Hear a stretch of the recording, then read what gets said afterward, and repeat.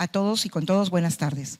Iniciamos el presente conversatorio con las palabras de bienvenida a cargo de la doctora Candelaria Quispe Ponce. Adelante, doctora.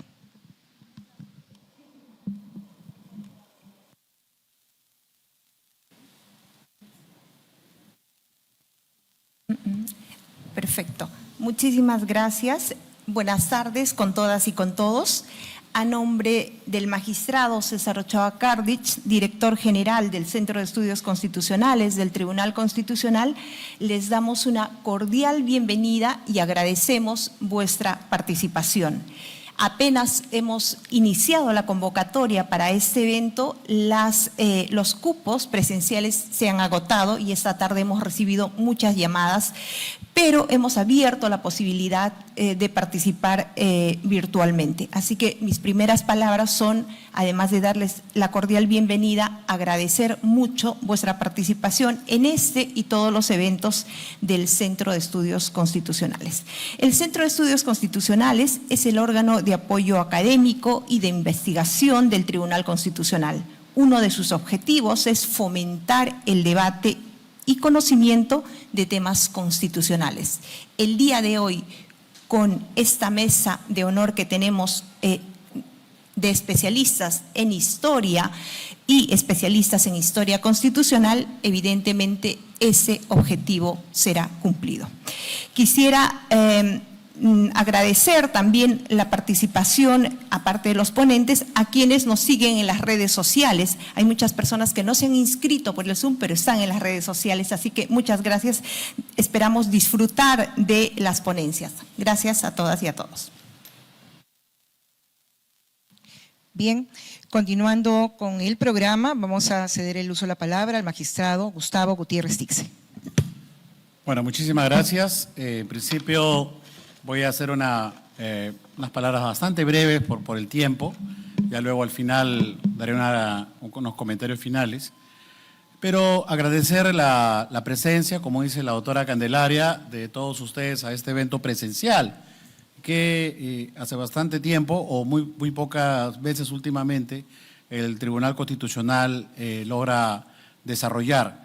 Nos hemos ido mucho a la vía virtual, ¿no? Pero esta forma de interactuar también es bastante interesante porque nos permite pues tener otro feeling, otra sensación de estar cerca a personalidades como las tenemos hoy con todo este panel bastante interesante, destacados historiadores y juristas sobre una figura tan emblemática como es la de el abogado y prócer de la independencia, don José Faustino Sánchez Carrión.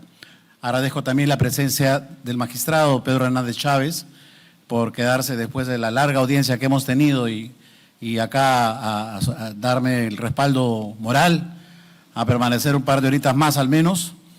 Y también la presencia del maestro Moisés Tambini El Valle, que está presente aquí también en este magno evento. Y todos ustedes, muchísimas gracias por su asistencia. Y a los que nos están viendo también en la vía virtual, también bienvenidos. Inscríbanse también a lo presencial de vez en cuando.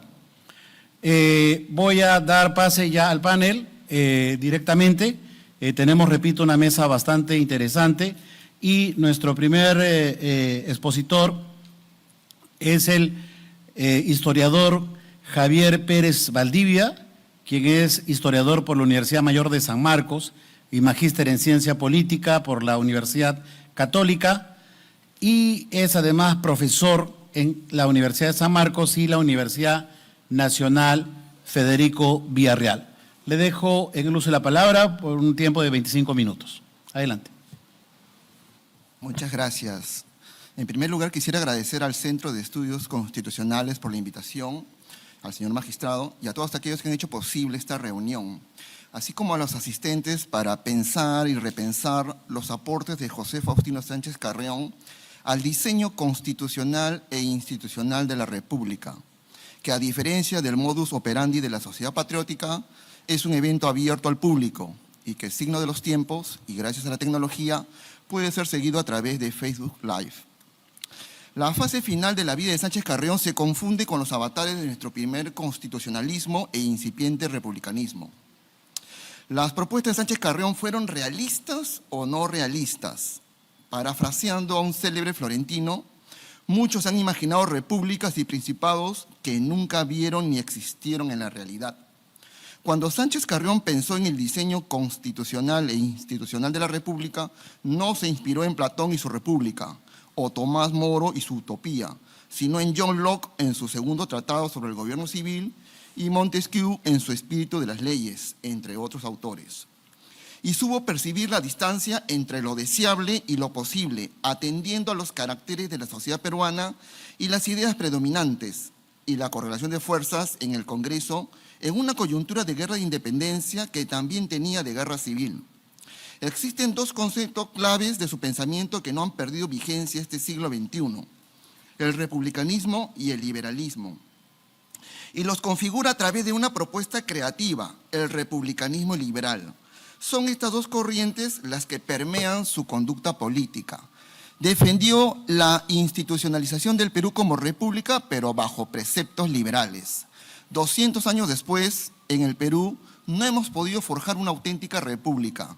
Y el liberalismo, mucho más exitoso en el terreno económico que en el terreno político, no ha podido librarse de prácticas neopatrimoniales o sultanísticas, para usar un concepto de Max Weber, que Jorge Basadre aplicó para interpretar el Perú del siglo XIX. Los aportes de Sánchez Carrión se plasmaron en los tres poderes del Estado, el Poder Ejecutivo, el Poder Legislativo y el Poder Judicial, como se deduce de la lectura de su obra publicada en 2 tomos en la colección documental de la independencia del Perú. Para el historiador Raúl Porras, Sánchez Carrión fue el delineador moral de la República, debido a su profundo sentido del deber y la convicción reiterada sistemáticamente en sus escritos de que la función pública tiene un sentido moral más que funcional. Podríamos añadir que fue uno de nuestros padres fundadores. De pensamiento claro, la dura realidad de la incipiente e inestable república puso a prueba la coherencia de su ideario y la heterodoxia de su praxis frente a las contingencias e imperativos de la política para hacer frente a una inestabilidad política que afectaba el funcionamiento del ejército a la salida de San Martín y los propios avatares de la guerra. Sin embargo, fue un pensador e ideólogo muy permeable frente a la realidad, lo que se aprecia con claridad en su realismo político legislativo. Era consciente que habíamos tenido un débil ejecutivo que finalmente fracasó, el protectorado, pero también fue consciente de la creciente gravitación del Congreso, lo que podría conducir, y de hecho condujo, a una subordinación del Ejecutivo al Congreso, que afectaba la conducción no solo política, sino también militar, como quedaría evidenciado en el fracaso del triunvirato y el fracaso de las campañas militares de intermedios. La falta de una conducción política firme y decidida que evitara el faccionalismo y la anarquía lo condujo a apoyar a Bolívar. Así, la grave crisis política, fruto de las derrotas militares y los errores políticos, lo obligó a conciliar su liberalismo doctrinal de corte impersonal y principista con el liberalismo autoritario de Bolívar, motivo por el cual, en aras de una centralización y conducción política y militar firme y coherente, prescinde temporalmente de sus convicciones ideológicas para propugnar la unidad y asegurar la independencia política que debía forjarse en el campo de batalla. Su versación ideológica se evidenció durante los debates y la redacción de los anteproyectos del articulado de la primera carta, de la que fue uno de los principales redactores. Fue el autor principal de la Declaración de Principios y uno de los coautores de las bases de la Constitución que reflejan en esencia su ideario, así como autor del discurso preliminar del proyecto de Constitución de 1823. En tiempos de Bolívar, se convirtió en su brazo derecho en lo que respecta a cuestiones administrativas, civiles o militares, y todo lo referido a la logística de las tropas, hecho poco acreditado debido a que es mucho más fácil otorgar méritos militares que reconocer méritos cívicos. Bolívar lo tuvo en alta estima, como se aprecia en su correspondencia con terceros, y al designarlo para varios cargos ministeriales. A sus labores burocráticas se suman su labor intelectual y editora a través de una serie de publicaciones como el Correo Mercantil, La Abeja Republicana, el Tribuno de la República e incluso el Centinela, que evidencian su ideario. Después de 200 años de su fallecimiento, ¿cuál es la vigencia de su republicanismo liberal? Para articular lo que algunos autores examinan de manera independiente, soslayando su concatenación. A pesar de que algunas cartas latinoamericanas se inspiraron en la Carta Norteamericana, Para el caso peruano nunca prosperaron las ideas federalistas. De hecho, su propuesta de implantar un sistema federal perdió la votación y no volvió a insistir en él. Probablemente los congresistas tuvieron temores no infundados de que podrían terminar incubando la atomización, fragmentación o peor aún, el separatismo, o atizar la conflictividad a tenor de las malas experiencias en los Estados Unidos de México, la Gran Colombia o la República Federal de las Provincias Unidas de La Plata. Y el hecho de que se constituyeron federalismos atenuados en función a su propia realidad y dinámica política, lo que en los hechos terminó desnaturalizando el diseño federal si de comparar con el caso norteamericano se trata. Otras matrices conceptuales que le sirvieron de inspiración o referencia fueron el constitucionalismo hispánico y el racionalismo francés, evidenciado en Voltaire y su idea del pacto social, o Montesquieu y su tesis de la división de poderes. Pacto social que suele ser creado y recreado por un cambio en la representación política, y la división de poderes que es garantía del funcionamiento no solo del gobierno, sino también del Estado. Algunos de los principios básicos de Sánchez Carrión persisten contemporáneamente. Por ejemplo, la pertinencia de un sistema republicano, aunque la praxis hace que oscile entre una república patrimonial, una república empresarial o una república híbrida desde el año 2016, y cuya fisonomía resulta poco racional y disfuncional. O la necesidad de división e independencia de los poderes, hoy erosionada. La constitución de un sistema representativo de gobierno basado en la soberanía popular, a pesar de la tendencia de impugnar resultados electorales cuando estos son estrechos. El otorgamiento de las libertades fundamentales, a pesar de la tendencia a suspenderlos como medida urgente frente a la ausencia de políticas de seguridad ciudadana. Y la instauración de instituciones liberales que están siendo ralentizadas y degradadas en los últimos años. Un punto de vista que refleja su realismo político es el considerar que para que el liberalismo se enraíce en la colectividad es necesario cambiar las concepciones, la educación y el sentimiento de las gentes. Parafraseando a Robert Vela, internalizarlos como hábitos del corazón constitucionales. Federico More consideraba que la Constitución debe ser un documento simple, corto y clarísimo. Un documento que establezca dos cosas, la forma de gobierno y la posición jurídica de la ciudadanía, y que dentro de estas dos grandes cuestiones resuelva subsidiariamente, pero de modo sustantivo, el régimen civil y los grandes problemas de conciencia. Una especie de catecismo susceptible de que cada ciudadano lo aprenda y no lo olvide. Sánchez Carrión era consciente que los principios liberales podían ser difíciles de internalizar en la conciencia del pueblo, debido al prolongado dominio colonial y la persistencia de la esclavitud y la servidumbre. Hoy asistimos a una seria erosión cívica. En el célebre debate sobre la forma de gobierno promovido por Monteagudo en la Sociedad Patriótica, Sánchez Carrión replica y opta por desestatizarlo, democratizarlo, apelar a los ciudadanos, publicitarlo, quitarle los ribetes elitistas y limeños, peruanizarlo, interpelarlo, problematizarlo y evitar que fuera zanjado por minorías, aunque fueran minorías ilustradas.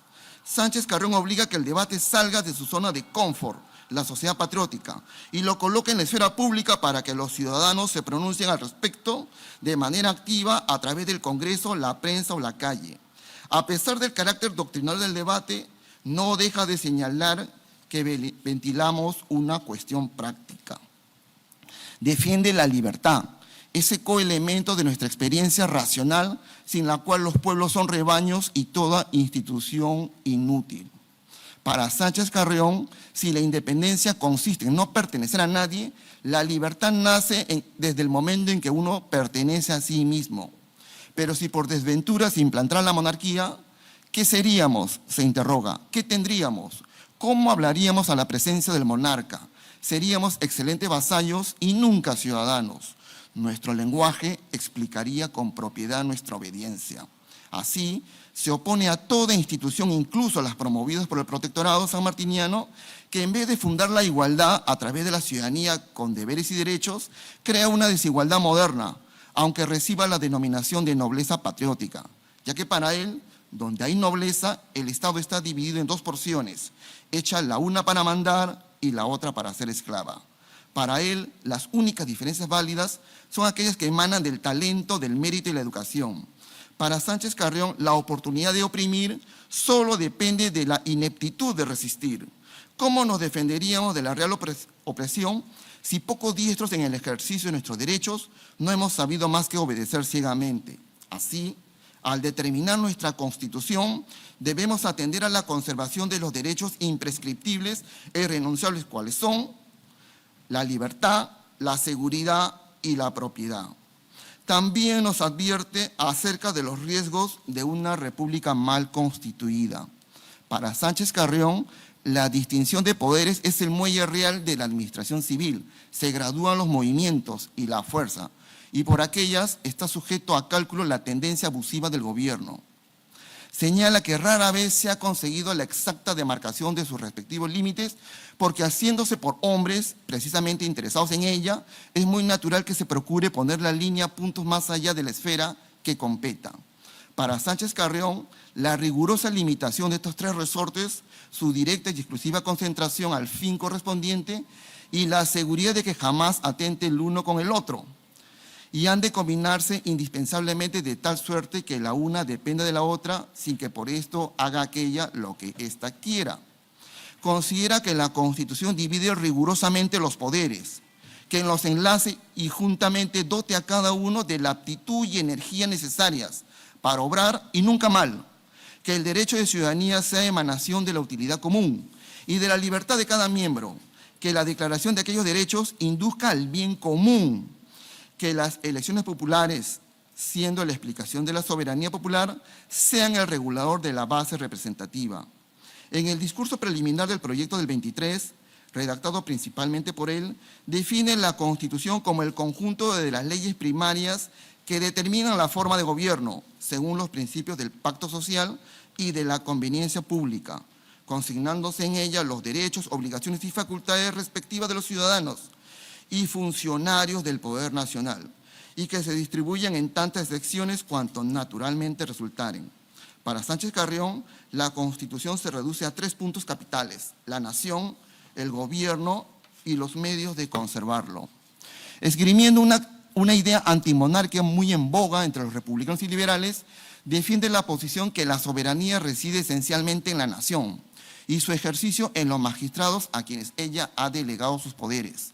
Considera que es necesario persuadir al pueblo de que jamás están más aseguradas sus garantías que cuando los mismos ciudadanos las sostienen. Su liberalismo en el terreno político fue conservador en el terreno religioso. No fue antirreligioso ni anticlerical. Es más, conceptúa que la religión es tan necesaria en una ley como que sin ella no hay Estado. ¿Por qué es importante Sánchez Carrión en el Perú de hoy? Por sus legados. Construir una auténtica república. Ello supone proyecto, liderazgos, competencias y concertación de voluntades. El simple político de poder no conduce a nada, según Max Weber. La creación de un Estado de Derecho. La sociedad naufraga si no tiene principios y normas legales y legítimas.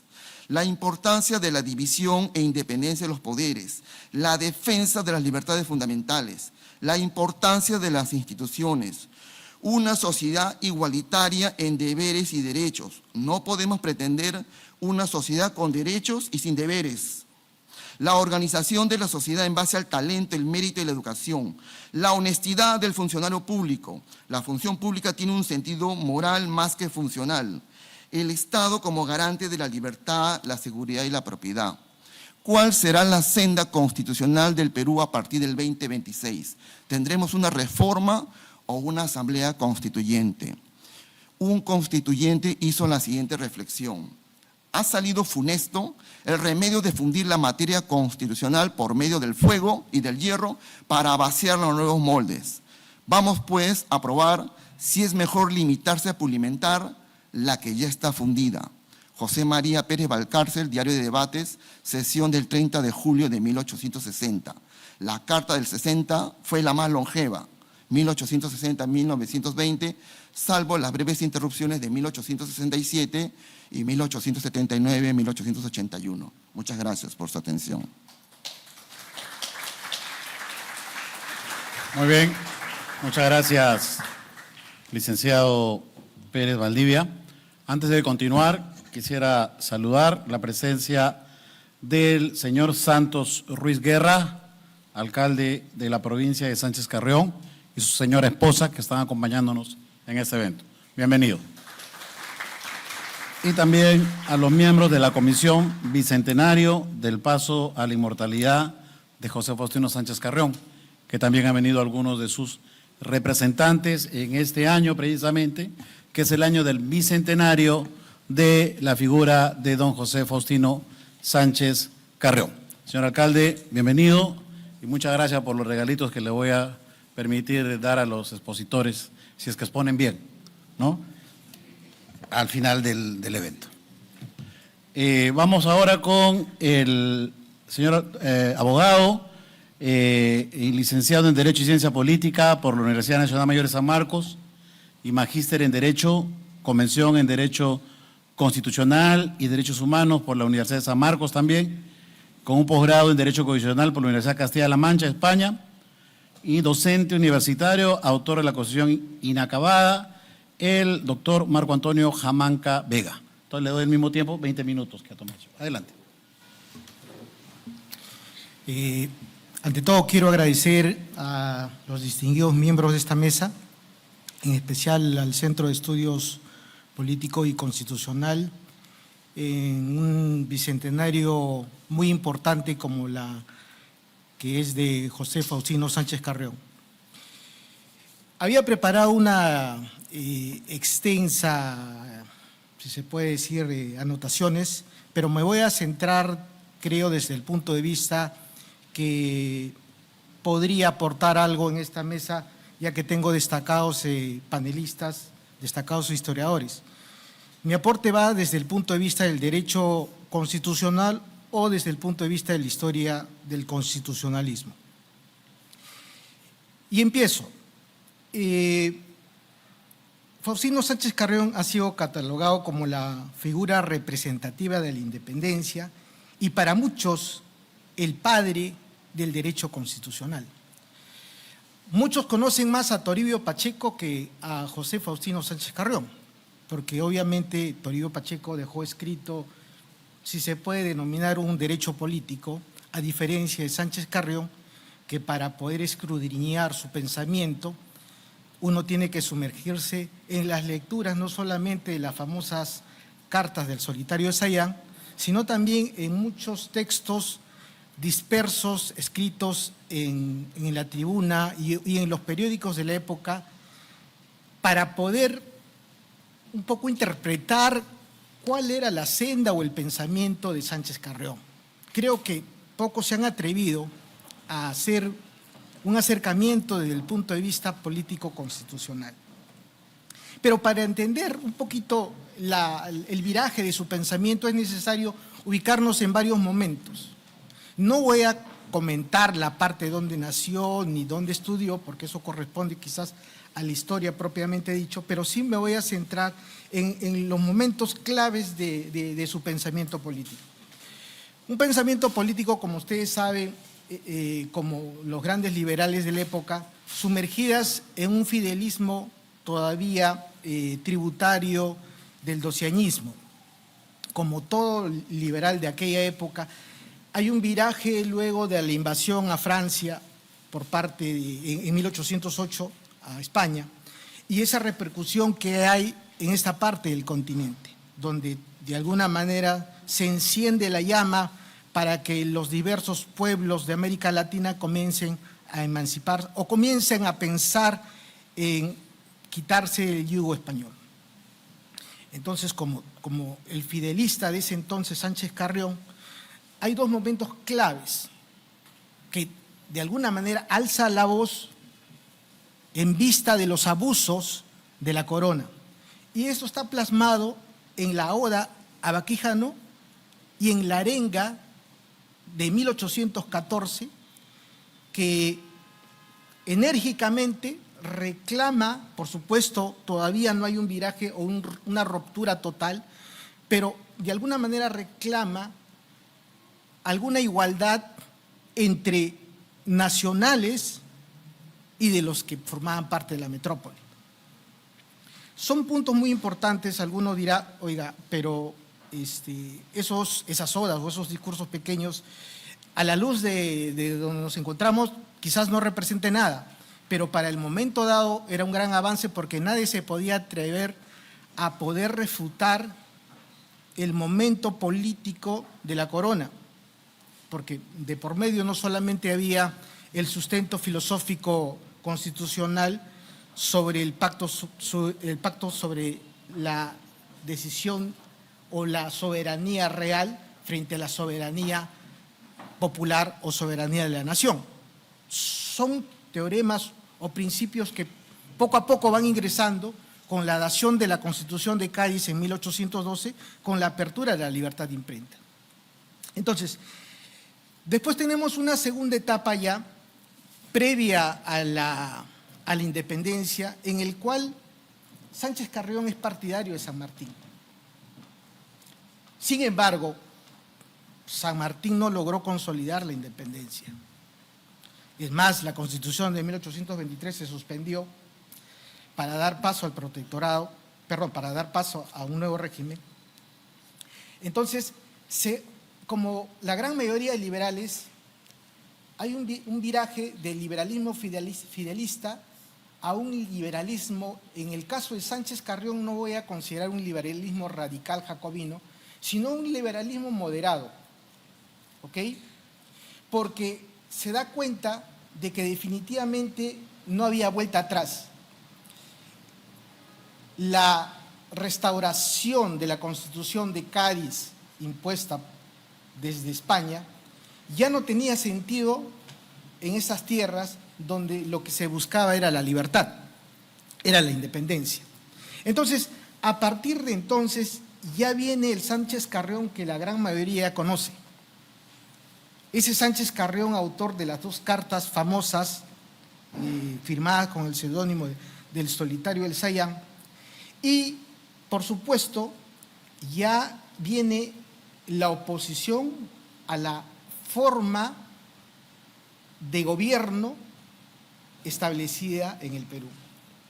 Es muy importante, por ejemplo, señalar que la discusión o la implantación del Estado republicano no se dio en los debates formales, no se dio en el primer Congreso Constituyente. Fue un ente previo, denominada la Sociedad Patriótica, donde se consolidó el sistema de gobierno. Algo curioso en la historia política del país. El sistema de gobierno que nosotros conocemos actualmente se consolidó no en los fueros parlamentarios, extraparlamentarios. Entonces, es la quizás actuación más conocida de Sánchez Carrión respecto a la contribución o a la consolidación del sistema o del sistema político, la forma de gobierno republicano, en contraposición a las posiciones como la de Bernardo Monteagudo, que postulaba el sistema monárquico constitucional. Y hago un pequeño paréntesis porque es muy importante. Mucho se ha discutido por qué los debates iniciales siempre han sido entre la aristocracia, entre la clase política. Sin embargo, si uno revisa los orígenes de Bernardo de Monteagudo, y muchos quizás ahora critiquen, Bernardo Monteagudo era un mulato. Sánchez Carrión, por supuesto, descendía de su ascendencia era española, pero le decían el serrano. Entonces, los que sentaron las bases iniciales de la República, porque no hay que quitarle mérito también a Monteagudo, son dos personajes que podríamos decir, oye, han sido desplazados por el clasismo reinante en la historia peruana, pero no, fue un serrano y fue un mulato que dieron forma al Estado peruano como el que hoy conocemos. Después, es interesante en el transcurso del pensamiento político de Sánchez Carrión los siguientes documentos para un análisis profundo. Aparte de las cartas denominadas o firmadas como el solitario de Sayán, está el discurso preliminar del proyecto de Constitución y algunos artículos publicados en el Tribuno de la República Peruana. En consideración de estudiosos como Manuel G. Bastos, inclusive Basadre y Porras Barnechea, esa compilación de escritos constituye la iniciación del derecho político peruano. Por eso mencionaba que es más conocido Toribio Pacheco que Faustino Sánchez Carrión, y sería importante dar una lectura concienzuda a lo que son las cartas del solitario de Sayán. Dicho esto, me voy a la parte de los fundamentos de una constitución republicana a partir del análisis no solamente de las cartas, sino también de los diversos escritos sueltos. Para poder entender un poco el concepto republicano, que no solamente es un concepto contrario al sistema de gobierno, sino en la ciencia política moderna se estudia el republicanismo desde el punto de vista de res publica. Es decir, a diferencia del liberalismo que exalta la libertad personal, el republicanismo exalta el bien común, el respeto a la norma, la res pública. Y eso parte de, digamos, de las escuelas de Cambridge, de los estudios de Foucault, sobre los aportes no solamente de la época medieval, desde la época de Maquiavelo, la época de Tito Livio y todo lo demás, sino parte a partir de los estudios que se ha realizado de los discursos de los personajes de la época. Entonces, un poco me he acercado a partir de esa concepción de republicanismo a lo que Sánchez Carrión ha desarrollado sobre la Constitución republicana. Empiezo. Voy a leer un poco porque a veces es muy denso. Se menciona, para evitar los fatales resultados de una república mal constituida, Sánchez Carrión entendía que lo esencial era establecer un buen diseño constitucional que debía, sin embargo, tener límites como la libertad, la seguridad y la propiedad, a modo de que nunca jamás se perturbe su ejercicio. Desde esta perspectiva, Sánchez Carrión compartía la idea de que la soberanía no era omnívora, sino que se encontraba limitada por los derechos de los individuos. Una concepción que lo acercaba en cierto modo a las posturas liberales como la pregonizada por Benjamin Constant. Sin embargo, su entusiasmo idolátrico por Rousseau atenuaba en su pensamiento político constitucional las tendencias liberales. Ahora bien, al proceder a desarrollar los breves apuntamientos acerca de una forma constitucional para la República Peruana, en primer término, Sánchez Carrión dirige su atención a la distinción o principio de la división o separación de poderes, al que consideraba un descubrimiento importante porque mediante dicho principio se sujeta a cálculo la tendencia abusiva del gobierno, evitando cualquiera de los tres poderes, legislativo, ejecutivo y judicial, reúne en sí mismo la facultad de dictar la ley y ejecutarla, de manera que de una adecuada organización de los poderes dependía nuestra libertad. Ubiquémonos. Cuando Sánchez Carrión formula un poco estas teorías, había la influencia de 4 modelos constitucionales.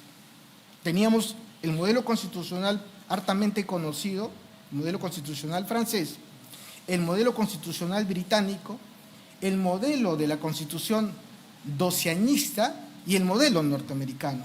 Si uno revisa a Sánchez Carrión es tributario del... No conocía, o sea, por lo menos de nuestra investigación, no tenemos la seguridad que haya conocido las cartas de los padres fundadores del sistema norteamericano, pero sí conocía, porque lo menciona al momento de hacer el análisis sobre el sistema federal, conocía parte del constitucionalismo norteamericano.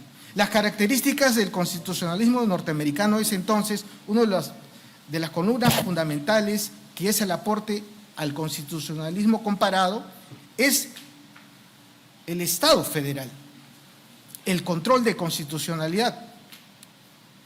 Obviamente en ese tiempo no se discutía el control de constitucionalidad, porque el sentido de la Constitución era un sentido político, como en Francia, a diferencia de Estados Unidos.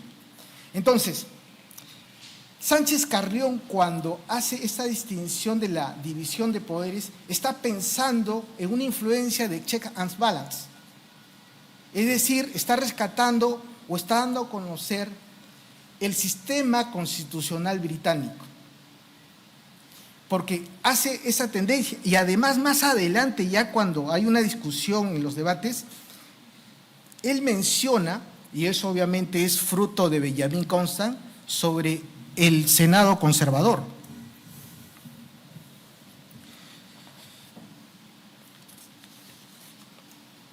Voy a ir adelantando para poder…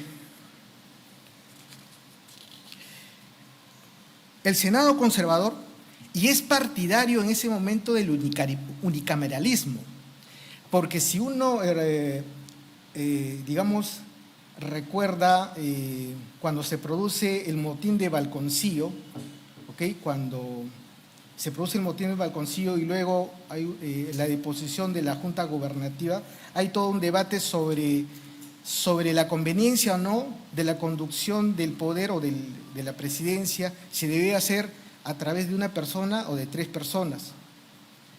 Y no solamente eso, se debate también parte de lo que comúnmente se conoce al día de hoy sobre el parlamentarismo o presidencialismo atenuado. Entonces, Sánchez Carrión, de nuestra conclusión o de lo que hemos podido observar, es partidario del unicameralismo.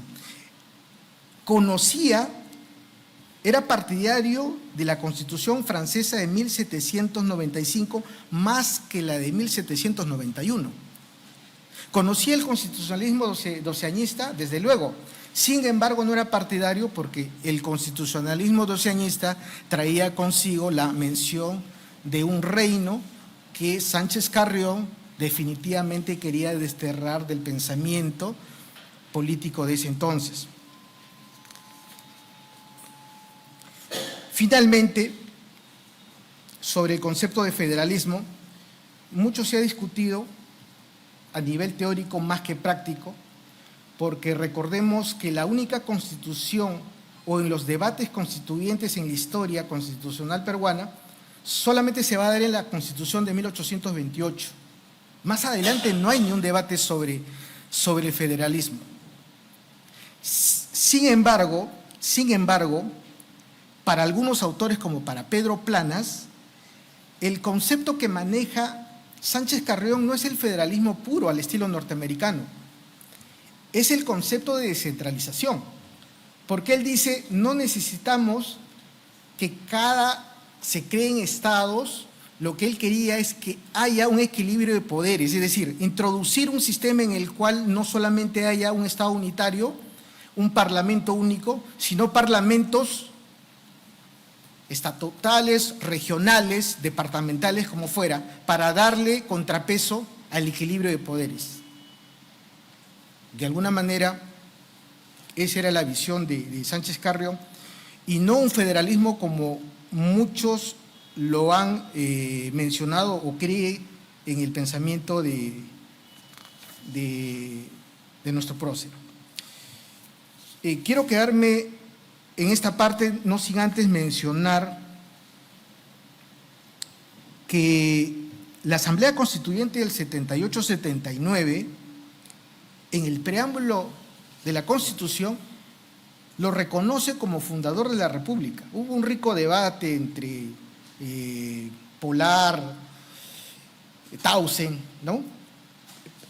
Para incluir, porque los preámbulos constitucionales en la doctrina jurídica se considera que es rica porque representa el objetivo, la razón de ser de las constituciones, y las posteriores constituciones quizás nos hemos olvidado.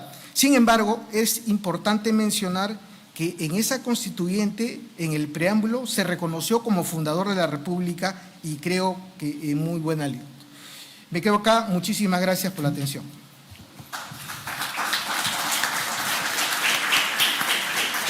Muchísimas gracias. En realidad, agradeciendo por el tiempo también, estamos sincronizados todos. Vamos con la tercera exposición, esta vez de el doctor Franco Germana Inga, y es abogado por la Universidad de San Ignacio de Loyola y es magíster en Ciencias Políticas por la Universidad de Edimburgo y es doctorando en Derecho por la Universidad de Navarra en España. Ha tenido la beca Presidente de la República y en la actualidad es docente, profesor en la Universidad San Ignacio de Loyola y además es asesor jurisdiccional en el Tribunal Constitucional. También le dejo la palabra al doctor Franco Germana. Adelante.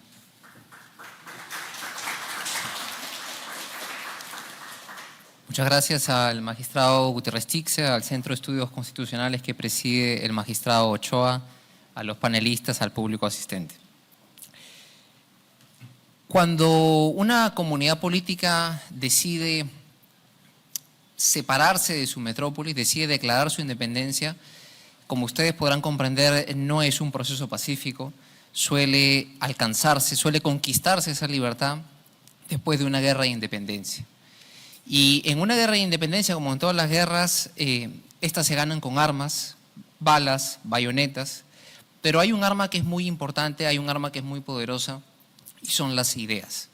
Si uno piensa en el siglo XIX, las revoluciones más importantes que han habido, nosotros podemos detectar que hay algunas figuras que han pasado a la inmortalidad y que se estudian hasta la actualidad porque estuvieron en el lugar indicado, en el momento indicado, y pudieron combinar una elucubración de ideas muy profunda con una pluma muy incisiva.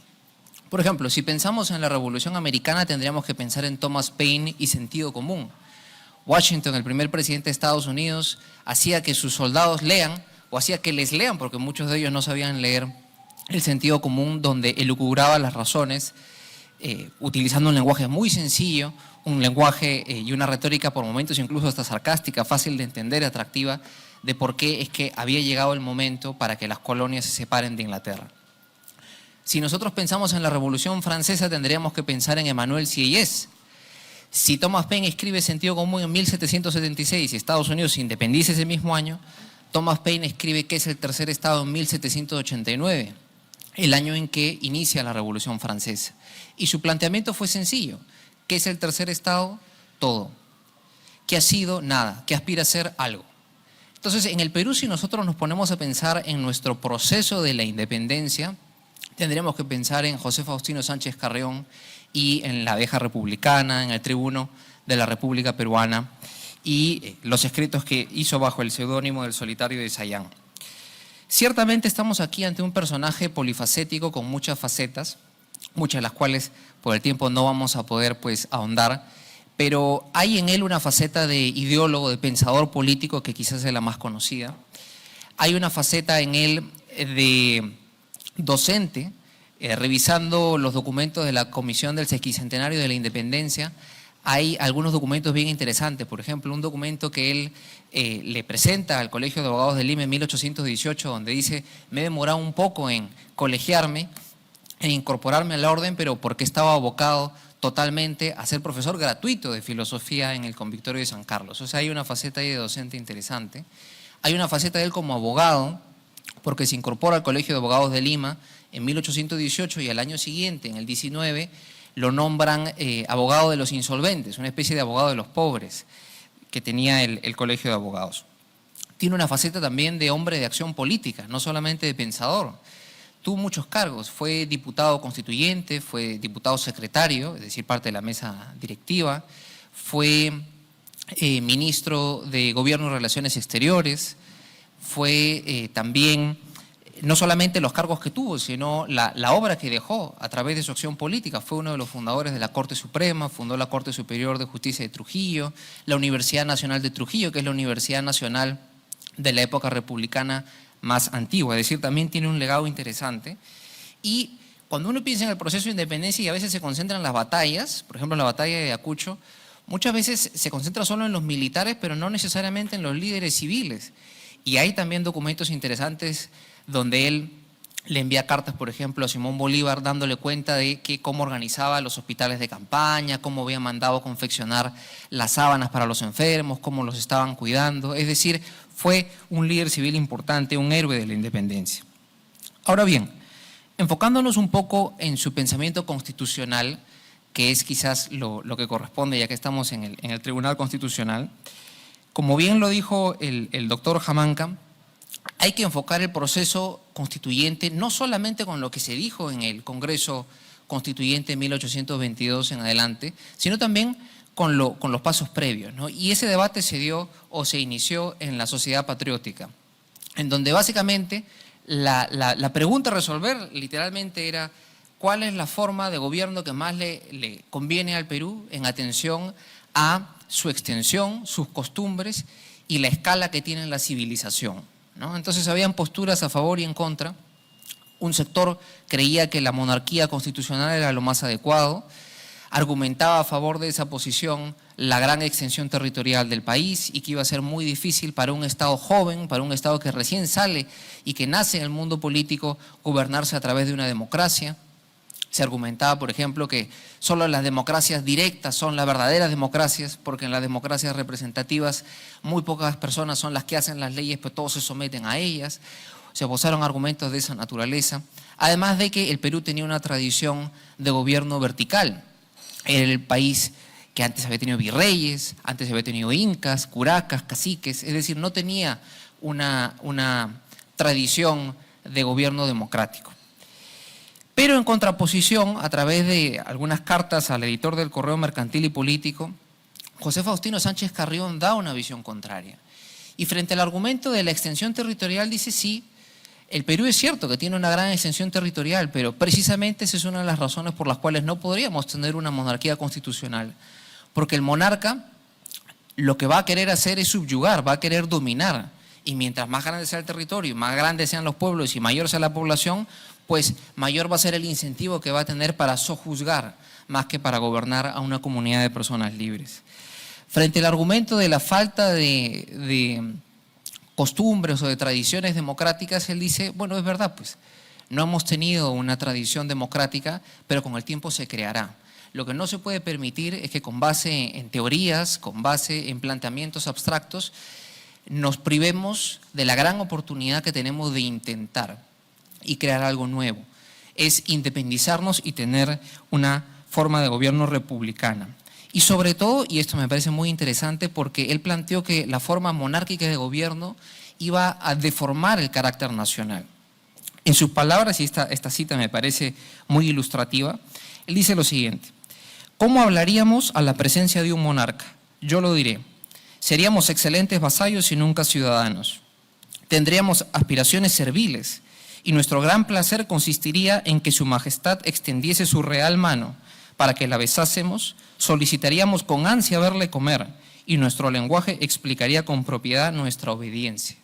Es decir, la monarquía sería el punto de partida de un carácter nacional débil, sojuzgado y no de una comunidad de personas verdaderamente libres. Pasado ya el debate monarquía versus república y decantándose por la república, un segundo tema importante de estos primeros años del constitucionalismo inicial sería el de concentración versus separación de poderes. Y ahí también, y en el seno del Congreso Constituyente, se dieron diferentes posturas.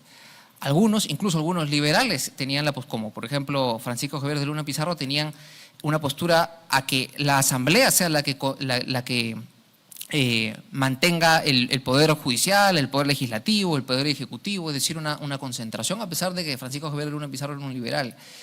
Y Sánchez Carrión tenía una postura contraria. Él quería una separación de poderes. Ahí se ve una clara influencia, por ejemplo, de autores como Montesquieu. Es más, cuando uno revisa los documentos de la Comisión del Sesquicentenario y se puede ver los libros que tenía, ahí se ve claramente que bebía de una influencia de autores como Rousseau, como Montesquieu, El espíritu de las leyes y demás, ¿no? De nuevo, su prosa, su retórica es bastante ilustrativa, ¿no? Señor, división de poderes, rigurosa demarcación de sus límites, hoy mismo si es posible, ¿no? En el seno del Congreso Constituyente de 1822. Un tercer punto interesante es el debate del gobierno unitario versus el gobierno federal, ¿no? Y de nuevo también habían posturas diferentes. De nuevo, uno de los personajes políticos más importantes de los primeros años de la República, Francisco Javier de Luna Pizarro, él era liberal como Sánchez Carrión, y en principio ambos eran de convicción, de espíritu federalistas, pero en la praxis no. ¿Por qué? Por ejemplo, cuando uno lee lo que Francisco Javier de Luna Pizarro escribía, él decía, sí, en principio soy federalista, pero el problema es que en el Perú no tenemos una élite suficiente, no tenemos estructura suficiente como para montar una estructura estatal que nos permita llevar a cabo un federalismo exitoso, como sí, por ejemplo, sucede en Estados Unidos. Sánchez Carrión quizás tenía un espíritu más aventurero, un espíritu más usado, y él proponía y defendió el federalismo en el Congreso, pero si bien es cierto, era uno de los constituyentes más importantes, pues su propuesta fue rechazada casi por unanimidad, ¿no? Ahí no le hicieron caso. Como ya lo han dicho algunos de los que me han antecedido, él fue el principal redactor de los discursos preliminares de la Constitución de 1823, que sirven como una especie de exposición de motivos. Y él organizó en tres formas, ¿no? La nación, el gobierno y lo que sostiene al gobierno, ¿no? Cuando desarrolla la nación, desarrolla esta concepción ilustrada, liberal, decimonónica de la soberanía popular, ¿no? Es decir, que la soberanía no es de una persona, aquí una persona no es el dueño del Perú, una familia no es el dueño del Perú, un órgano, un poder del Estado no es el dueño del Perú, somos todos nosotros, es la nación peruana que le ejerce a través de sus representantes. Ya cuando él desarrolla el gobierno, hay algunas características de la Constitución de 1823, tales como, por ejemplo, que él, si bien creía en la separación de poderes, creía también en que el Ejecutivo tenía que ser ejercido por un órgano colegiado, ¿no? De 3 personas. Es más difícil que 3 personas subyuguen a la población que una sola. Probablemente ahí sí se podría hacer alguna crítica, entiendo, va a llegar un momento de las críticas, entiendo la doctora Maqueo va a hacer un análisis también a manera de reflexión sobre eso. Y algo se ensayó, no en el texto de la Constitución necesariamente, pero sí recordemos, la Suprema Junta Gubernativa de Gobierno, 3 personas, ¿no? Quizás ahí al menos mi crítica personal sería que en un momento como el que nos tocó vivir en ese entonces como país, un país que la mitad del territorio estaba cautivo, pensemos en Estados Unidos, se independizaron y cuando diseñaron su estructura de gobierno, y uno lo lee claramente en el Federalista número 70, Alexander Hamilton, uno de los grandes genios del derecho constitucional, él decía: no hay que tenerle miedo a un ejecutivo unitario fuerte. Precisamente la mayor garantía para la libertad en estas condiciones, para evitar la reconquista, es un ejecutivo unitario fuerte. Cuando las papas queman, ¿quién te va a salvar? ¿Una asamblea que va a deliberar o te va a salvar un presidente que puede liderar un ejército, que puede terminar de consolidar la independencia? Se ensayó primero con la Suprema Junta Gubernativa de Gobierno y bueno, luego se aprueba la Constitución y como dijera en su momento Toribio Pacheco, nació para morir porque se suspendió y se invitó a Simón Bolívar, ¿no? Un tema que también quería tocar es el Senado conservador. Hay que recordar, no estábamos en ese entonces en una época de control jurisdiccional de constitucionalidad. Eso en Latinoamérica surge en la segunda mitad del siglo XIX y en el Perú llega tarde, con 1920, el famoso caso Pardo. Hay quien ve quizás en la Constitución de 1856 en algún artículo, eso es discutible, pero estábamos aquí en una época de control político de constitucionalidad. Ahora, el Senado conservador, que tenía una inspiración en la Constitución francesa en 1799, nunca llegó a funcionar, quedó ahí en el texto como una idea interesante. Poder Judicial tenía una visión de una carrera meritocrática y juicio por jurados, una institución que tampoco llegó a funcionar y que es una institución de raíces liberales. Uno de los aspectos interesantes también y que es poco conocido de José Faustino Sánchez Carrión es el de su pensamiento económico. Y es que cuando uno lo lee, es un liberal en el sentido político y en el sentido económico del término. Él tiene un programa de impuestos bajos, de meritocracia en el servicio civil, de poca regulación y de pagar con una escrupulosa religiosidad las deudas que pueda tener el erario nacional, ¿no? En sus palabras, el éxito consiste en que las leyes reglamentarias sean muy pocas, en que se dirijan más bien a remover los obstáculos que a imponer observancias odiosas, y que prácticamente vean los ciudadanos que el sudor de su frente se convierte en propio beneficio y que si algo se destina a la comunidad, en ello mismo como individuos que la forman, llevan los contribuyentes su provecho.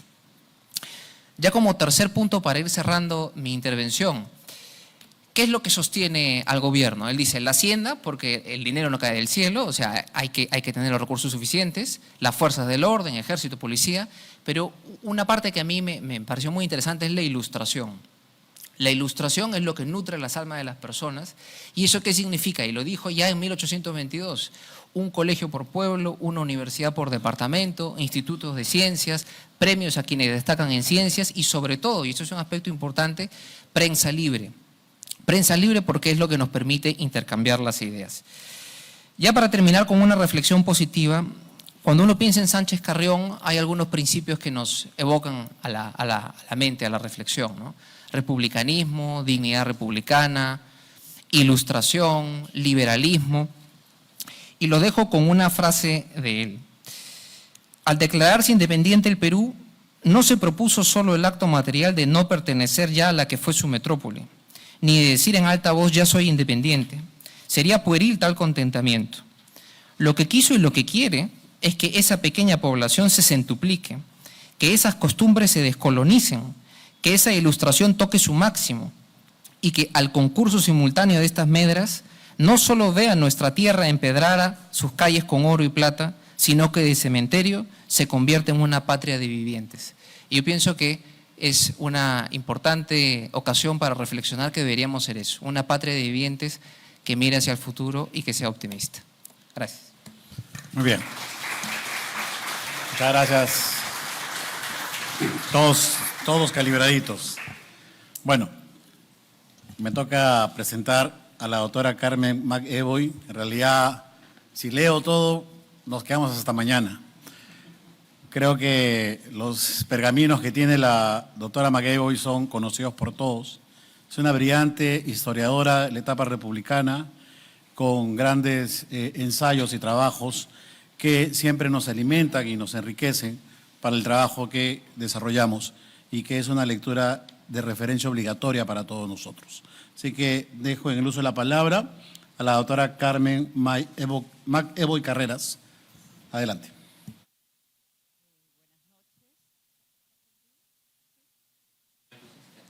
Perfecto. Buenas noches, muchísimas gracias por la invitación. Es para mí un honor estar en esta mesa y sobre todo conmemorando a un gran peruano, un peruano ejemplar, un hijo de Huamachuco al que siempre llevó en su corazón. Él nunca olvidó de dónde venía y esa identidad lo mantuvo, digamos, preconizando una república incluso continental, ¿no? Cuando va a participar en el proyecto bolivariano. Pero me gusta mucho esta última frase de él, patria de vivientes, ¿no? Es la apuesta por la vida, ¿no? Yo creo que en Sánchez Carrión, más allá de todo lo que produce en sus 38 años, que es impresionante, todo lo que esa vida tan intensa logra. Yo creo que para Sánchez Carrión, que justo, ¿no? El Perú tiene esas claves, esa manera de enseñarnos, ¿no? A través de situaciones específicas, ¿no? Estamos ante un Perú degradado, ¿no? Estamos ante un Perú tomado por el sicariato, por bandas criminales, donde nadie cree ya que existe moral, que existe honestidad. Ese es el Perú donde él regresa después de 200 años y no es una casualidad, ¿no? No es una casualidad porque yo creo que él fue una vanguardia, él no era para ese tiempo, ¿no? Y quiero acá un poco retomar la idea de la patria de vivientes, en lo que es en este momento la patria de la muerte, ¿no? La muerte diaria, los descuartizamientos, las violaciones, las extorsiones a los pequeños comerciantes, ¿no? Y él regresa, ¿no? Y él regresa con un mensaje que la libertad es un tema que trasciende lo político, ¿no? Yo creo que el pensamiento de Sánchez Carrión es valioso, es poderoso, porque es trascendental, es la libertad del hombre, ¿no? Es no solamente la Constitución, no solamente son las leyes, sino quitarnos la máscara, ¿no? Yo creo que él en esa frase tan poderosa, seríamos excelentes vasallos, seguiríamos siendo gente enmascarada, ¿no? Porque la máscara es lo que te permite ser aceptado por el rey, ¿no? No eres tú, ¿no? Entonces ahí hay una apuesta, que es una apuesta filosófica, es una apuesta del humanista, ¿no? Cuando tú hablas de de la Ilustración. Sánchez Carrión es hijo de la Ilustración peruana. Y la Ilustración peruana no ha sido vista en sus múltiples dimensiones, porque su maestro, que es de Chachapoyas, Toribio Rodríguez de Mendoza, que fue doctrinero de indios en el norte y que entiende la realidad terrible de la explotación, le enseña a él que puede haber una ilustración en la diversidad, ¿no? Porque la ilustración siempre ha sido tomada como lo homogéneo, ¿no? Como este pensamiento que viene de Occidente y trata de homogeneizar. En San Carlos se experimenta una ilustración diferente. Y esa ilustración es la que lo va a nutrir y va a permitir que sea abogado de los pobres, ¿no? Que sería en este momento pro bonum. Él es un pro bonum, es un profesor, enseña filosofía, le gusta la naturaleza, es un humanista, es un hombre que en su cabeza, como muy bien lo decía Terencio, el gran humanista, nada de lo que es humano me es ajeno, ¿no? Y este niño que sale de Huamachuco buscando su camino y llega a Trujillo y está en un gran lugar, que es el seminario de Trujillo, que este año cumple 400 años, y llega a Lima y encuentra en San Carlos una suerte de hogar intelectual, ¿no? Y su padre intelectual es un hombre de la selva, ¿no? Entonces ahí se está dando esta suerte de hombre que aparece en momentos cruciales en la historia del Perú. En la historia del Perú siempre han aparecido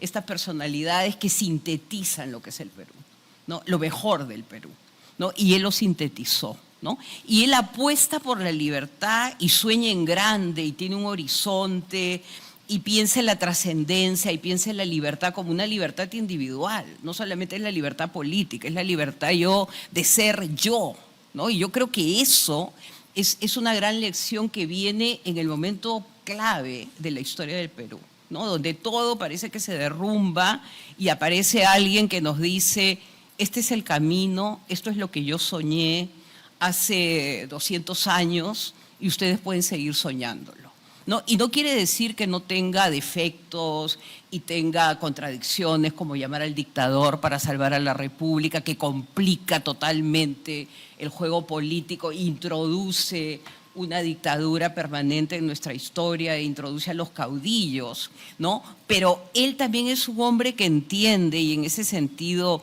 es un gran pragmático, ¿no? Y voy a pasar en un momento a las críticas que se tiene de esta primera generación. Y es un gran pragmático porque él dice: la república se hace en la historia, ¿no? Y la historia significa que tú vas adaptando a las diferentes y múltiples situaciones que se van presentando, ¿no? Y cuando a él tiene que explicar por qué se llama Bolívar, la respuesta es porque el objetivo fundamental es ganar la guerra. En este momento no podemos tener a los españoles en nuestro territorio. Luego que se vayan los españoles, pasaremos a la próxima etapa. Entonces, esta idea que nos ha sido vendida de una suerte de república aérea, ¿no? Que esta primera generación, los que escriben la Constitución, y lo mismo lo dice el mismo Toribio Pacheco, ¿no? La Constitución del 23 nació para morir. Bueno, nosotros nacimos para morir. O sea, el ser humano ha nacido para... O sea, ese es el destino trágico. Ese es el destino trágico, ¿no? Pero sin embargo, en ese constreñimiento, tú apuestas. Y eso es lo interesante. O sea, yo creo que esa generación que tiene todo en su contra, ¿no? Porque tiene una independencia que en el bastión colonial que los españoles no van a ceder nunca. O sea, nunca van a firmar la paz, hasta finalmente lo hacen. Entonces, todo es adverso, ¿no? Desde la represión de los virreyes contra San Carlos, lo mandan fuera de Lima, todo eso, la situación personal, ¿no? De ser un huérfano tempranamente, perder a la esposa, o sea, todo esa adversidad. Y lo que realmente emociona es cómo respondes ante la adversidad, ¿no? Y respondes ante la adversidad imaginando cada vez un Perú mejor, un Perú diferente, ¿no? Entonces yo creo que ahí un poco hay que establecer esta idea del hombre síntesis en momentos dramáticos, ¿no? Aparece, pero aparece porque no es él, no es el héroe, sino que es una acumulación de desarrollos que ha tenido el Perú a lo largo de su historia, ¿no? Desde su historia en Huamachuco, con todo lo que él ve a su alrededor, el oratorio, los monumentos, hasta todo lo que va conociendo en el camino, los 400 años de ese seminario de Trujillo, que son la síntesis de la cultura colonial en Trujillo, ¿no? Hasta llegar a San Carlos en Lima, ¿no? Entonces, primero que nada, establecer eso, ¿no? El poder que tiene la ilustración peruana, que es capaz de producir no solamente a él, sino que produce pues a una serie de personajes provincianos, como es el caso de Toribio Rodríguez de Mendoza. Lo segundo es dejar claro que estos personajes que de alguna manera dejan de lado la importancia de esta Constitución, no se dan cuenta que es una apuesta filosófico-moral. O sea que acá no hay solamente un tema político, sino es un tema de que si vamos a dar el paso siguiente es para ser mejores, ¿no? Entonces hay que poner todo sobre la mesa para poder ser mejores. Y acá es bien interesante, y acá discrepo con José Pareja Pasoldán, ¿no? Que es probablemente uno de los más duros, cuando dice esta mezcla de política, virtud y moralidad. Por favor, si tuviéramos un poco de virtud y moralidad en la política peruana, no estaríamos como estamos, ¿no? Entonces, ¿cómo se va criticando justamente esta suerte de candados éticos que se comienzan a establecer? ¿Por qué? Porque ellos vienen del humanismo, de la filosofía, de la ética. Eso es lo que han aprendido en San Carlos. O sea, eso es lo que los ha nutrido, digamos, como intelectuales. Entonces, esa crítica que ahora justamente es la que deberíamos inyectar en el sistema para poder levantar esta política degradada, política de muladar que tenemos todos los días, y que estos políticos de muladar nos dicen que siempre fue así. O sea, que ¿por qué se critica si todos han sido? Es que no es verdad. Han habido muchas generaciones, ¿no? Entonces, acá, por ejemplo, el mismo Pasoldán dice de que habían tantos elementos en esa Constitución, ¿no? Que tenías que ser un hombre justo, que tenías que amar al Perú, ¿no? Y lo más interesante, ¿no? El que no cumpliese con lo que se debe a sí mismo. Ese es un tema de conciencia personal, ¿no? Entonces, esa Constitución tiene en consideración la política como servicio público. Y cuando tú estableces los lineamientos, los fundamentos de la política como servicio público, tienes que poner eso que es el servicio y qué cosa va a determinar que seas un servidor público. Entonces, yo creo que esta idea de una república aérea, de la primera Constitución en medio de la guerra, yo voltearía el argumento y lo que diría es, ¿cómo pudieron escribir una Constitución en medio de la guerra? ¿No? Si había, pues, los españoles regresaban, venía la represión y ahí seguían discutiendo e imaginando un Perú mejor, ¿no? Entonces, yo creo que acá, y quiero pasar al segundo punto, que es cómo él va a justificar en un documento que yo creo que es fundamental para poder entenderlo, ¿no? Primero, que acá no hay inocencia de ningún tipo, porque ellos han visto todo lo que ha ocurrido en todo el proceso de la independencia y han visto que en algún momento la independencia se pierde, ¿no? Cuando los españoles regresan a Lima y todo lo que habían logrado parece que se está derrumbando y van a volver a ser vasallos con toda la represión del caso. Entonces acá yo quiero detenerme en dos puntos, ¿no? Primero, así como establece la idea de que seríamos excelentes vasallos y nunca ciudadanos, como una frase de oratoria republicana, porque ese es otro tema que yo creo que es fundamental en los redactores de la Abeja. Esto se escribe para un público general. O sea, acá no estamos discutiendo entre académicos, temas complicados, conceptos. Nosotros lo que tenemos es que construir ciudadanía. Y la ciudadanía se construye a través, y me parece muy bien lo que has mencionado, a través del combate de las ideas y a través de las palabras. y se vuelve a poner a la palabra, le vuelve a valorizar a la palabra, pero una palabra que tenga llegada, y me gusta mucho la frase que tú mencionaste, y que cree hábitos del corazón, ¿no? Acá tú tienes que conquistar las mentes y los corazones. Ese es tu objetivo. Y para poder hacer este objetivo concreto, todo lo que has aprendido en San Carlos lo tienes que traducir y tiene que llegar a miles de peruanos. Y por eso que la abeja va a tener esa llegada, que ya había comenzado a ocurrir con el mercurio y con la Sociedad de Amantes del País. O sea, la Sociedad de Amantes del País comienza a discutir antes de esta generación, que son los padres, digamos, intelectuales. Ellos comienzan a discutir grandes temas, pero ya escriben en su revista algo que todo el público puede discutir, ¿no? Entonces el intelectual, digamos, que entra a la política y que se convierte en un intelectual público. Eso es lo que es, digamos, utilizando un término contemporáneo, Sánchez Carrión. ¿Cómo llego? ¿Cómo convenzo? ¿No?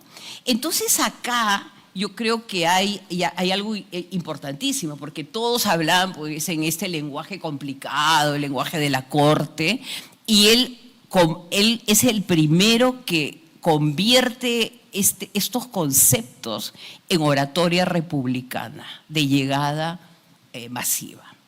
Entonces acá quiero detenerme en algo que considero, un documento que considero se debería leer en las escuelas, que es las consideraciones sobre la dignidad republicana, ¿no? Que es un documento fundamental. Y es un documento que nos permite entender por qué esta apuesta por la ética en la primera Constitución, ¿no? Primero por la felicidad, que es una entrada muy interesante, ¿no? Acá estamos todos trabajando por la felicidad, algo que ahora a nadie le interesa, la felicidad de los demás, sino simplemente, digamos, los placeres propios, ¿no? Pero la felicidad como un horizonte para el Perú, que el Perú sea feliz, ¿no? Entonces yo creo que ahí hay una clave. Y la otra clave es el tema de la dignidad, ¿no? Y entonces acá él hace esta conversación que es muy interesante porque él es muy bueno en la retórica, ¿no? Y se hace la pregunta, bueno, ya estamos constituidos, ya estamos, ¿no? Ya estamos constituidos, ya somos una república, ¿no? Y tenemos los intereses públicos y hace toda una declaración de lo que significa haber logrado una república. Ahora, ¿cómo la mantenemos? ¿No? Ese es el tema. O sea, tú puedes declararte, tú puedes hacer como la independencia, con la bandera, pero el tema es cómo mantenemos esto en el tiempo. ¿Cómo lo mantenemos? O sea, ¿cuáles son las taras? Y yo creo que acá ellos son unos grandes analíticos de cuáles son los problemas estructurales del sistema colonial, ¿no? Y el sistema colonial, entre sus problemas, tiene la violencia, es uno, y eso lo han visto, muchos de ellos han visto la represión contra el Tupac Amaru, el desmembramiento, la brutalidad del imperio que se defiende, ¿no? Entonces, ¿cómo civilizar?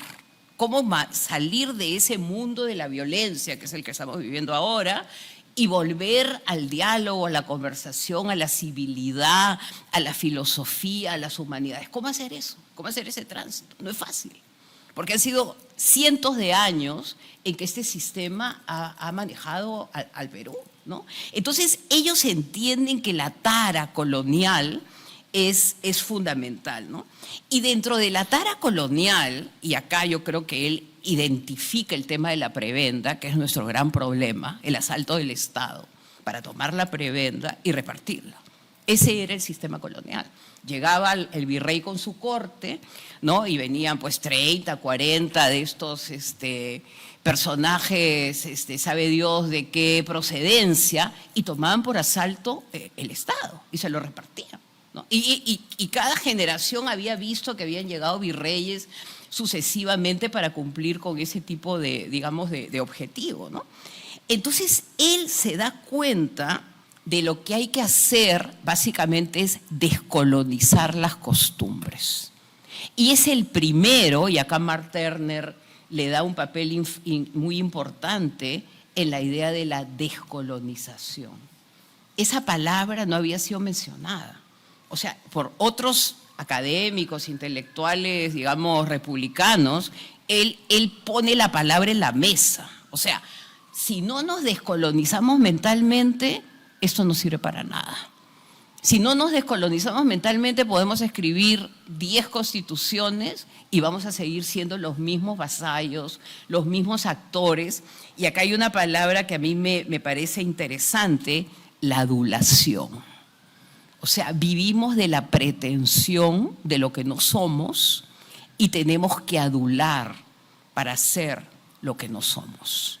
Y ese es un nudo existencial que hay que romper. O sea, así no se puede ser un republicano. Tú no puedes estar tratando de conseguir un puesto diciendo maravillas de tu jefe si consideras que tu jefe es un incompetente. Estás mintiéndote a ti misma, estás mintiéndole a él, ¿no? Entonces, él comienza a entender una cultura que es la cultura del vasallo, es la cultura del esclavo. O sea, con esos esclavos, con estos pretendientes, ¿qué se puede hacer? ¿Qué tipo de república vamos a construir? Acá está el nudo gordiano. Yo creo que el nudo gordiano está en el corazón, está en la mente, está en las actitudes. Y esas actitudes hay que romperlas. Entonces, esta idea que yo creo que viene pues de todo su entrenamiento filosófico, ¿no? Ellos han leído a los griegos, ellos han leído a Séneca, a Marco Aurelio, a Sócrates, conócete a ti mismo, ¿no? Entonces él va entendiendo que acá hay una suerte de mecanismo, para usar una palabra, que nos tiene atrapados en un espejismo, ¿no? Y el espejismo es someterte siempre a un señor para que te dé algo. Y en ese sometimiento, tú y el Señor están atrapados. Es un vasallaje político, es un vasallaje cultural, ¿no? Entonces acá dice, él comienza pues a hablar de otro tema fundamental que es contemporáneo, los empleos. O sea, quien llega al poder lo tiza al Estado y reparte los empleos, ¿no? Entonces, eso es insostenible a nivel económico. Lo ve como insostenible. O sea, y estamos en eso. Él es una suerte de, justo que estaba leyendo nuevamente, porque a mí este documento me parece fascinante, ¿no? Porque es como ir entendiendo todo, ir entendiendo con lo que te enfrentas. Te vas a enfrentar a eso. Pero a pesar de eso, tú sigues apostando, porque poco a poco esto se va a ir, digamos, claro, lo que Javier me dice, la empleomanía, el presupuesto, bueno, y esto ya más adelante González Prada lo va a discutir, pero lo interesante es que, digamos, el que imagina la república, imagina lo que se viene. O sea, ya está entendiendo que si no se rompe este hechizo, vamos a terminar en lo que estamos en este momento, ¿no? Entonces, él vio todo el camino, ¿no?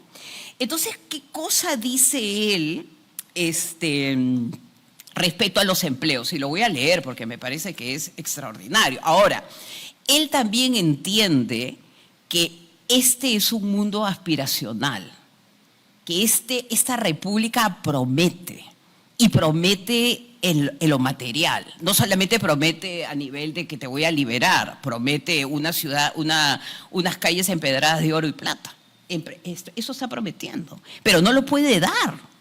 Entonces, está atrapado entre la promesa y el Estado que se puede convertir en el único núcleo de provisión de prebenda. Porque si no lo hace el Estado, se crea la inestabilidad política, ¿no? La anarquía. Entonces, él identifica los dos problemas que en ese momento estamos confrontando, la anarquía y la corrupción, que son las enfermedades de la República, ¿no? Entonces, ellos, y Luna Pizarro es otro gran pensador, porque Luna Pizarro descubre algo que también Sánchez Carrión va a incorporar en su narrativa, y es lo siguiente. Es muy difícil convencer a una persona que trabaje en beneficio del bien común y se olvide del bien personal, ¿no? Entonces, ¿cómo negocias tu bien personal, lo que tú sientes que te corresponde, con el bien de la comunidad. Y ahí está un poco el núcleo del problema, ¿no? Cómo convencer al servidor público que si hace un buen servicio, sus hijos van a tener escuela, van a haber hospitales y todo lo demás. Que eso que él está haciendo va a redundar. Entonces, al convencerlo, él va a hacer el servicio público que el Perú demanda, ¿no? Entonces, ellos, y yo quiero un poco acá subrayar esta idea de que están totalmente conscientes de las fuerzas que se van a desatar, ¿no? Y que las fuerzas que se van a desatar son los apetitos personales. Y los apetitos personales que vienen de los veteranos de Ayacucho, que sienten que han puesto su vida ahí para que los retribuyan. El Estado les tiene que retribuir, ¿no? Entonces, yo creo que acá ya al entender el problema, ¿no?, él comienza a vislumbrar ciertas soluciones, ¿no? La primera es la condena social. O sea, si el empleado público, el servidor, no está haciendo su trabajo, hay un cuarto poder, hay una opinión pública que tiene que denunciar, ¿no? Entonces, un servidor público está expuesto a que se abra, digamos, un análisis de su trabajo, como ocurría con los virreyes, que le hacían sus juicios de residencia, y que es una manera que el Estado se va a proteger, ¿no? La otra es crear trabajos alternativos a los trabajos estatales, ¿no? Y en ese sentido es bien interesante su liberalismo económico, ¿no? Hay que promocionar el comercio, hay que promocionar la industria, que el Estado no sea el único empleador, ¿no? Porque al Estado, al convertirse en el único empleador, se convierte en una suerte de reyesuelo, ¿no? Con vasallos que van a obedecerlo de acuerdo a las circunstancias, ¿no? Entonces, y otra cosa más, y acá se ha mencionado mucho, ¿no?, de que la austeridad, la simplicidad debe ser una forma de vida, ¿no? Porque la forma de vida heredada, digamos, del sistema colonial es lo ostentoso, es lo pretencioso, ¿no? Es el carro que se ha comprado este señor del restaurante, no sé, un Lamborghini amarillo, ¿no? Cosas así que tienen que ser, digamos, fulgurantes, porque eso es la expresión de lo que tú eres. Y no es necesario que eso ocurra, ¿no? Entonces, la idea de que lo que tú expresas a través de tu posesión es lo que tú eres, es lo que él está tratando de romper, ¿no? ¿Y qué cosa eres al final? Eres un hombre honesto, eres un hombre preparado, eres un hombre educado. ¿Cómo cambiar, digamos, la cultura? Cambiar la cultura, ¿no? Los valores, acá yo creo que el tema de los valores es algo que él está tratando y de que estos hombres ilustrados, y eso Hipólito Unanue lo menciona mucho cuando dice la inteligencia fue desplazada a un segundo lugar durante el virreinato. O sea, los hombres inteligentes no eran considerados, ¿no? Entonces, hay que considerar a estos que se preparan, que estudian, algo que también en la actualidad no está ocurriendo, ¿no? Entonces, ¿cómo poco a poco nos va a dar pautas de un comportamiento? Entonces, él dice, la industria, el comercio, es la riqueza, va a significar la riqueza de la República, ¿no? Y finalmente la conclusión, y acá lo cito porque él es muy didáctico. Entonces él hace toda una suerte de análisis y dice, recapitulemos. El anhelo de, ¿cuáles son los problemas de la República? El anhelo de pretender. O sea, hombres que siguen pensando que están en un régimen, en un antiguo régimen, ¿no?, donde tú tienes que pretender, donde tú tienes que dar pues las grandes fiestas, donde tienes que estar siempre, digamos, porque te está mirando el Señor, ¿no? Tu valor es lo material. Eso también es interesante, ¿no? El valor en lo material. Lo segundo, el concepto de ser feliz por ser un empleado público, ¿no? Entonces, esta idea que el Estado es el lugar donde los empleados públicos un poco se cobijan, ¿no? Y que el empleo público es algo que siempre está en disputa, siempre está en competencia, ¿no? Con abandono de la industria y de las profesiones útiles y el desagrado de la elevación extraña, la envidia, la competencia, el tratar de que el otro se caiga para tú poder ocupar su lugar, ¿no? Entonces, todas estas cosas son las que embarazan los progresos de la República, ¿no? Y vuelve al tema de la dignidad republicana, ¿no? Y acá quiero terminar, ¿no? Porque es interesante que un personaje que ha sido visto como un constitucionalista, que ha sido visto como un teórico político, está hablando en términos filosóficos existenciales, ¿no? Está hablando en términos de cómo podemos ser mejores peruanos, pero también mejores personas, ¿no? Cómo podemos obtener la felicidad. Probablemente porque él hizo ese camino, ¿no? Ese camino del abogado pro bono, del profesor universitario, de alguien que murió en la pobreza, que no tenía mayores, digamos, y que al final, y yo creo que acá también esto es importante mencionarlo, que la ilustración peruana es una ilustración cristiana, ¿no? Que hay una base cristiana, que hay una base, digamos, de espiritualidad que la nutre para seguir avanzando y para seguir teniendo esperanza, ¿no? Entonces, yo creo que en la actualidad, y esto ya acá termino, nuestra sociedad, la sociedad, digamos, planetaria, está atravesando por una crisis de valores, y eso es evidente, ¿no? Hay guerras que se están justificando, matanzas que se justifican, atrocidades de todo tipo.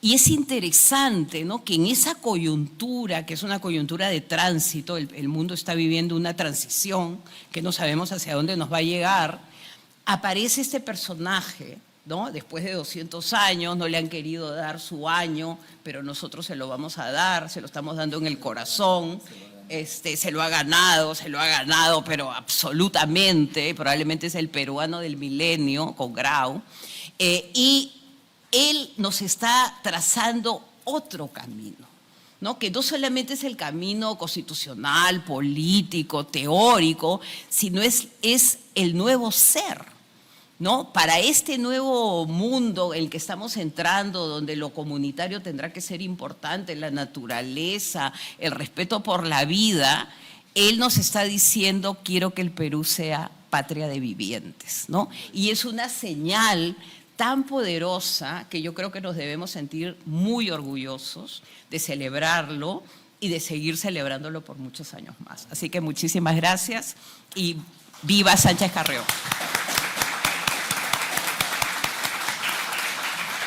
Bueno, me toca dar unas palabras que, en razón de que tengo que cerrar el evento.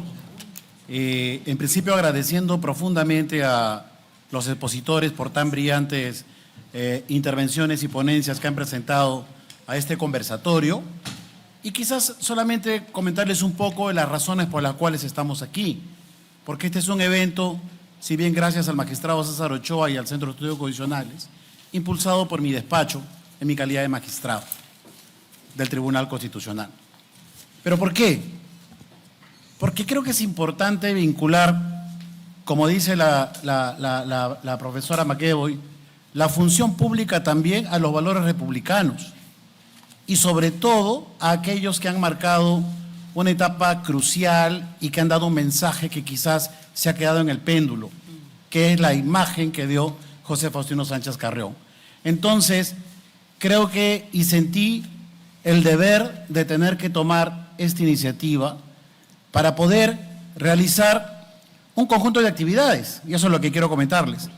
Este es el primer conversatorio, porque mi despacho va a desarrollar la cátedra José Faustino Sánchez Carrión a lo largo de este año en varias universidades del Perú, y además, y les invito a que puedan hacernos llegar sus ponencias, vamos a publicar un libro colectivo precisamente sobre estos debates tan importantes que nos permiten quizás tener ideas diferentes, quizás poder hasta discrepar, pero creo que es un aspecto crucial el hecho de repensar la República. Yo creo, cada vez que me ha aproximado Sánchez Carrión y cada vez que lo conozco más, lo siento con su capa de Superman, y que quizás, y su sombrero, ¿no?, con peculiaridad, y que quizás su muerte tan joven y prematura hizo que solamente sea una golondrina y el Perú no pueda haber tenido un verano. Porque si bien gracias a él pudimos derrocar a las fuerzas oscuras extranjeras que pretendían instaurar una monarquía en el Perú, ciertamente sin Sánchez Carrión no hay república.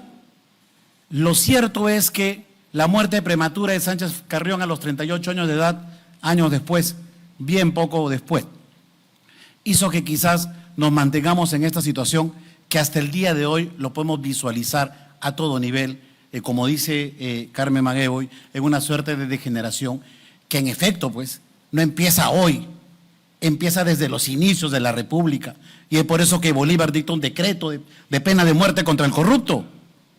Y hemos tenido a lo largo de después de la muerte de Sánchez Carrión, un conjunto de bandoleros que se han apoderado y se han enriquecido del Perú, llegando a la coima en la compra de las bayonetas, o en una fragata, o en el contrato Dreyfus, o apoderándose bajo la posibilidad de ser aristócratas de terrenos y propiedades que hoy en día podríamos aplicar a la ley de extinción de dominio, porque realmente no ha sido, o hay dudas de la licitud del apoderamiento de grandes porciones de terreno que se han dado durante todo el siglo XIX. Y el siglo XX, y la guerra con Chile, ni qué decir. Y el siglo XX igual, y en la actualidad igual. No se puede eximir nada realmente de esta situación que podemos advertir y que tenemos por eso que pensar en esta figura que, teniendo posición económica respetable, siendo un hombre de familia con propiedades y terrenos, viene a Lima, a Trujillo, se hace profesional, se compromete en el ejercicio público por vocación y por servicio, no por dinero ni por ninguna gloria, sino más allá que la convicción de que su pueblo sea libre. Pero sin embargo, lamentablemente, repito, esa muerte prematura hizo pues que el Perú siga en el péndulo y la República siga siendo un sueño. Entonces, yo tengo un espíritu positivo. Creo que podemos ser esas golondrinas que faltaban a Sánchez Carrión para hacer el verano. Y creo que podemos construir un Perú mejor. Porque Sánchez Carrión es un crítico de todos, hasta de la prensa, porque él utilizaba el folleto y hacía una prensa decente, la que hoy en día también vemos con censura, como también la clase política. En consecuencia, creo que es imprescindible repensar. Y es por eso que este debate va a ser muy rico, porque lo vamos a llevar adelante e implementar. Y quizás ese gran sueño de hacer un verano republicano en el Perú, donde los valores del civismo, el compromiso con el pueblo, la igualdad, la ciudadanía, realmente sean una realidad en este país, que ojalá podamos lograrlo. Y no solamente en la memoria de Sánchez Carrión, sino también en la de otros pensadores que con el tiempo han tratado de colocar este punto en un más alto nivel de la reflexión, como González Prada, Ayala La Torre, Mariátegui, Basadre, entre otros. Pero qué duda cabe que creo que es un compromiso y un deber de todos nosotros ser Sánchez Carrionistas, si cabe el término, porque creo que eso realmente va a conducirnos hacia un país con más bienestar y con más libertades. Así que con estas palabras, un republicano, voy a cerrar este evento agradeciéndoles infinitamente la presencia de todos ustedes. Muchas gracias.